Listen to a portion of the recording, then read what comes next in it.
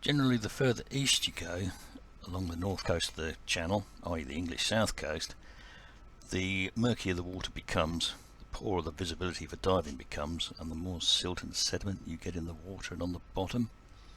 There's a lot of riverine inputs into the channel, and they bring silt, small particles, and they also bring nutrients.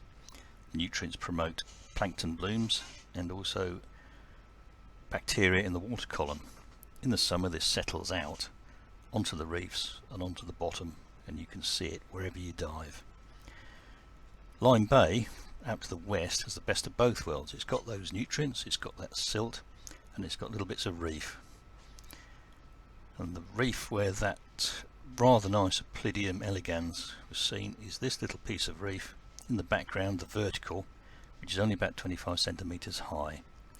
Here we're backing off it with a very slight current to look at what's further out here, and you can see here where basically a summer's worth of silt has settled out onto a flat reef, and that's limited what's grown here or what can survive here. This is a silt veneer. On the right you've got Adreus fascicularis, which is a nice big sponge, which is a bit of a specialist in veneers. You've still got pink seafans, typical Lyme Bay species, and you've got dead man's fingers, and you've also got quite a lot of other sponges, both erect and sponge cushions.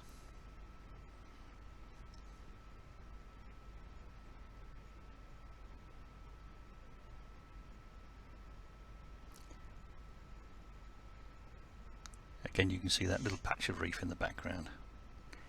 Here we've got a still showing a close-up. A lot of dead men's fingers. There's a squirt up on the right, the white arrow. The white arrow below it is ginger tinies, which is a small colonial anemone. In the centre you've got a burrowing bivalve called Rossellera dubia. Arrows on the top left both point at sponges which seem to specialise in veneers. These are species of Polymastia, and they seem to be different. Same patch of piece of video going a little bit further,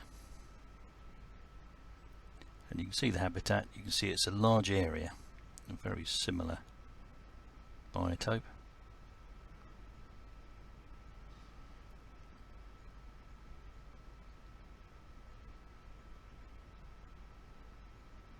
Moving a little bit closer, you can see some of these polymastias, and you can see there's a lot of them.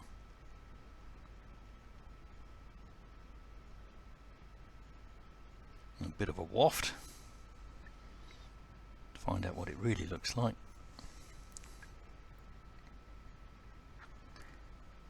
And you can see how thin the sediment layer is, this silt layer.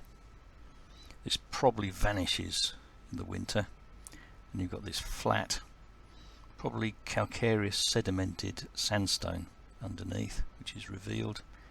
And this is a close-up showing that same patch of sponges, and you can see 1, 2, 3 individual patches of different sponges. There's another little one off to the right, and this is a close-up of the same one, and you can see on the right you've got closed papillae. That's an aberrant polymastia. Another one in the top centre, and on the left is Polymastia penicillis. And this is a close-up of another pair, both with closed papillae, which is incorrect for Polymastia penicillis or any of the other common polymastias. And you can also see Rossellera dubia, which is a specialist in veneers, and you can see those piddock in inverted commas bores. Earlier we saw the black arrows. They point to 2 sediment species which probably have their toes in these bivalve bores where silt remains all through the year.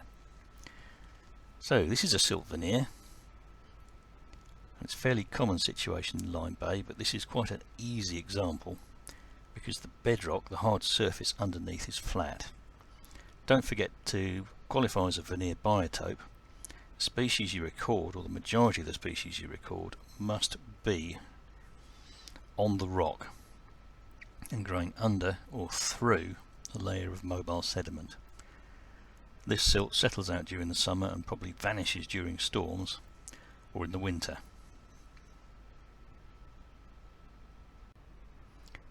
Don't forget that describing sediment as mobile doesn't mean that it moves all the time. It may move only once in quite a long period. So in the summer, this silt might move during a storm, and in the winter it might move very frequently, clearing the rock and allowing reef species to settle.